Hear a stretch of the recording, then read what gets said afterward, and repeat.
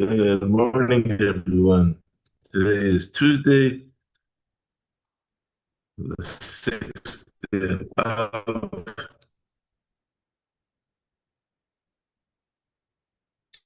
a few days, whatever. The fifth Perek of Neshama Shamaliya, before Shlema, V'Yisov, Baruch Aliyah, Racha B'Spes Soda, Racha Aliyana B'Siyah Bracha, Ari B'Shem Risha, Chai B'Stem B'Bela,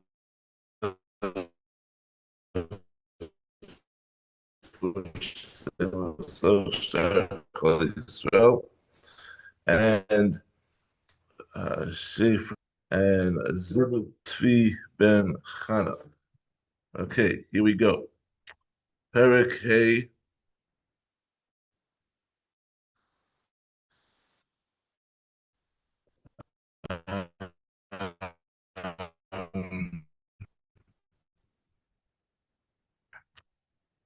With cross exam. Okay, yesterday we talked about how they picked the judges, and today we're talking about how they would cross examine the witnesses. So, Perek Hey Aleph Hayah both son B'Shevach HaKilos.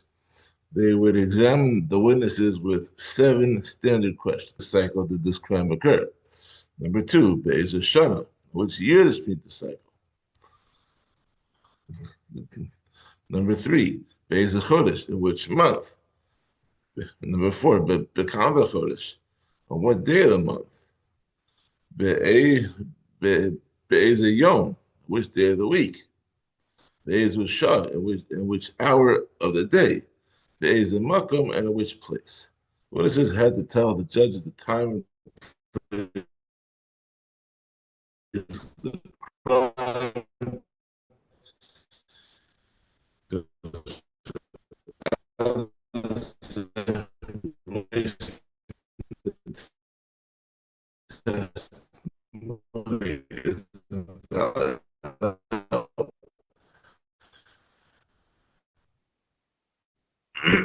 I can understand that people would know. Hopefully, they'll know. If you go from the bottom up, hopefully they'll know what place it took place. They might know what time it is. They might know what day of the week it is. They might even know what month it is. They might even know which. And they might even know which day of the month, and they might even know what month it is. Those were I would. I would I'm just not sure how many people would remember which year of the Shemitah cycle it was, and certainly which Shemitah cycle.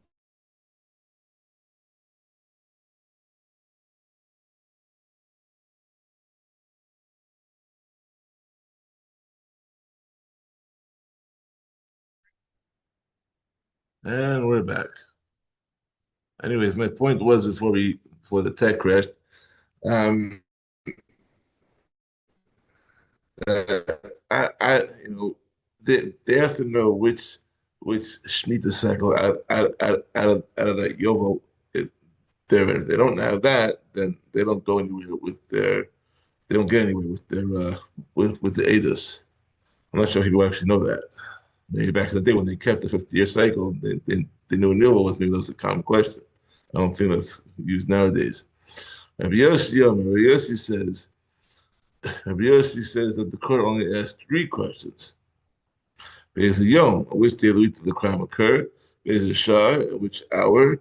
There's a makom, at which place? Like he gets to according to Rabbi Yossi, you get to the meat and potatoes of the situation. Why does it matter which Shemitah cycle it took? What does it matter which year the Shemitah cycle it took place? We didn't know what day of the week, what hour, and where. Keep it simple.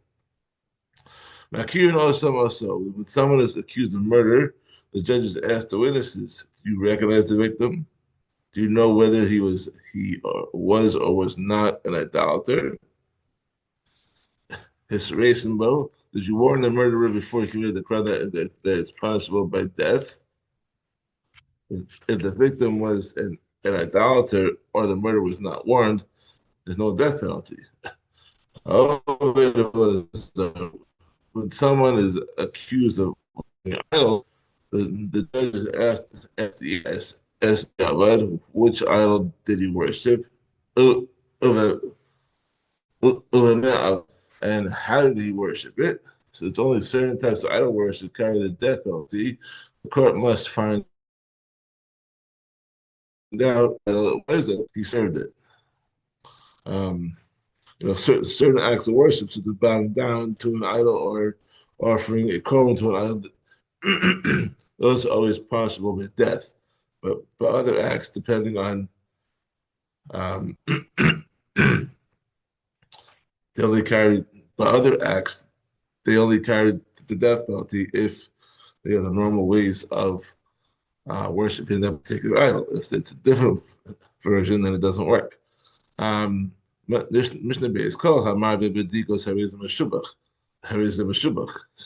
Any judge who asks many test questions is praiseworthy because the more he asks, the more likely he's going to find contradictions between the two witnesses, which would disqualify the testimony and spare the defendant from the death penalty. So once happened that Adam testified to a murder that took place near a fig tree. Vadak ben Zakkai and Ben Zakkai tested them by asking about the stems of the figs, which whether they were thick or thin. You gotta be medactic in the questions in order to find a pesach for the defendant. What's the difference between the standard questions and the test questions? Hakiras echad omer any idea. Regarding the standard questions, if one of the witnesses responds with saying, I don't know, they do some patela, then their edus is batal. Since the testimony of this witness is batal, the testimony of the entire group of witnesses is not batal. Because echad omer any idea. Regarding the test questions, however, if one of the witnesses says, I do not know, Yudin, or they have two witnesses say we don't know. It doesn't kiyames that their testimony stands. It doesn't matter that the witnesses cannot answer the test questions because those questions are only asking about side details. The side details are not so important, you know, it's okay. But if you don't get the meat and potatoes about it, then that's a problem. Regarding both the standard questions and the test questions, the witnesses contradict each other by giving difficult answers to the same question. There's some material that their edus is batal because the contradiction, even in the side detail, shows that at least one witness is unreliable. Okay, Mishnah Gimel. Echad Amar B'Shnayim B'Chodesh. One of them says that the crime occurred on the second of the month. Echad Amar B'Shlosh B'Chodesh, and the other one says that it occurred on the third of the month.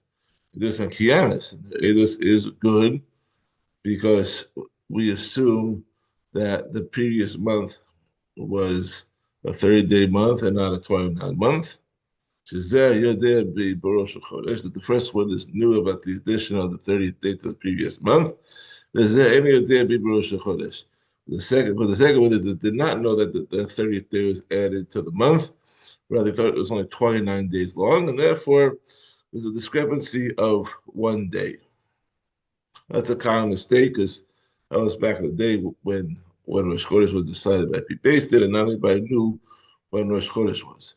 But someone says that the crime occurred on the third day of the month. And the other one said that it occurred on the fifth of the month, which is a 2-day discrepancy. It doesn't material that it is batal because that's not explainable by the extra day for Rosh Chodesh. 2 days is beyond that margin of error. So one of them says that the crime occurred in the second hour of the day, and the other one says it occurred in the third hour. Edus on kayamis, then the edus is good because again there's a margin of error when it comes to this to off by an hour. Or if one says that they occurred in the third hour of the day, and one the other one says it occurred in the fifth hour of the day, a dose of betela, their edus is bottle because such a great mistake people are not going to make. The 1 hour is a reasonable discrepancy, but not 2 hours. And Yehuda says, Kayemas, the edus stands, because people often confuse even the third and fifth hours. Like you don't know when it's 9 o'clock or 11 o'clock. According to Yehuda, that will slide. But everyone agrees in this case. So one says that the crime occurred in the fifth hour of the day, and the other one says that it occurred at the seventh hour. Edus on Betela, Edus is completely bottled according to everybody. Shebechamesh Chalem B'Mizrach is in the fifth hour. The sun is east. In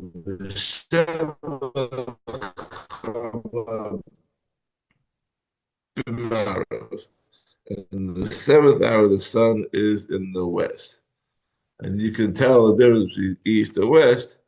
And therefore, that if two Edom give that testimony, their what's it called? Their Edus is batal. Mr. Dalit, and after the judges questioned the first witness, as we learned there, then they bring in the second witness, if the statements of the two witnesses are found to be consistent, and then their edus is accepted, the judges open the case with a statement of acquittal, and they tell the defendant that if he is innocent, he has nothing to fear, because he will be acquitted.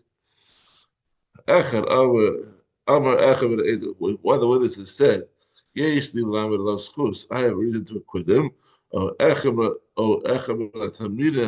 one of the students who sit before the judges said, Yesh li lamed alav chova, I have a reason to convict him. Mishtakin, so the court silences him. A witness may not join the discussion at all, either on the side of the acquittal or the side of conviction, and the student may only argue for the acquittal and not for conviction. We learned that earlier. If one of the students said, Yes, I have reason to acquit him. Marlin also Stephen also Benehem. And the judges bring him up and see. Once the student is seated among the judges, it does not go down from there the entire day. If there's something to his words, it means his argument seems to be sound. Showman low, they listen to him and discuss what he has to say. But even if the defendant says, I have a reason for my acquittal, then they listen to him, but only if there is something to his words. And the last question for today, it's a long one. Hey, if most of the judges found the reason for acquittal, patruhu, they acquit him anyways, being loud. But if not, if most of the judges hold that he's guilty, Dino then they delay his verdict until the next day so that they will have time to think of reasons for acquittal in the meantime. They're not going to end the case today. Hayim is Davkins, Zugos. They separate themselves into pairs, and each pair of judges discusses the case between themselves. They will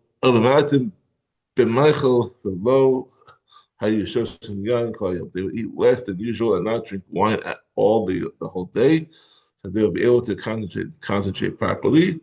And they will continue to discuss the case through the entire night. The next morning, Ulamachras, Mashkimin, Ubayan, the Basin. The next day, they will wake up early and come to court. Hamazaka Omer, the judge who had argued for acquittal, says, Ani Mizaka, Ani Bimkomi. I argue for acquittal. I am still in favor of the acquittal. Mechayev Omer, one who had argued for conviction and has not changed his mind since then, says, Ani Mechayev, I argue for conviction, and I'm still in favor of conviction. A judge who had argued for conviction may change his mind and argue for acquittal. But a judge who had argued for acquittal may not change his mind and argue for conviction.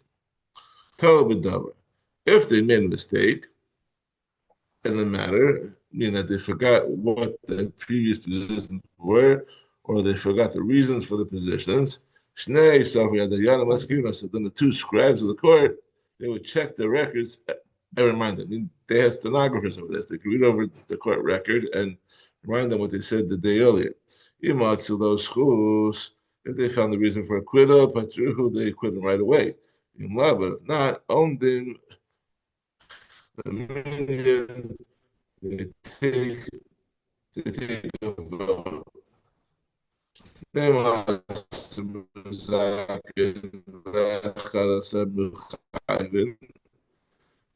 I had 23 judges of the court, 12 vote for acquittal, 11, because a one vote majority is enough for acquittal.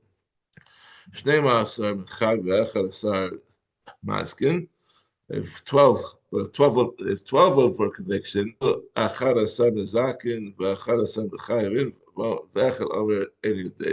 or even if 11 vote for acquittal and 11 vote for conviction, one says, I abstain, I don't know. Or even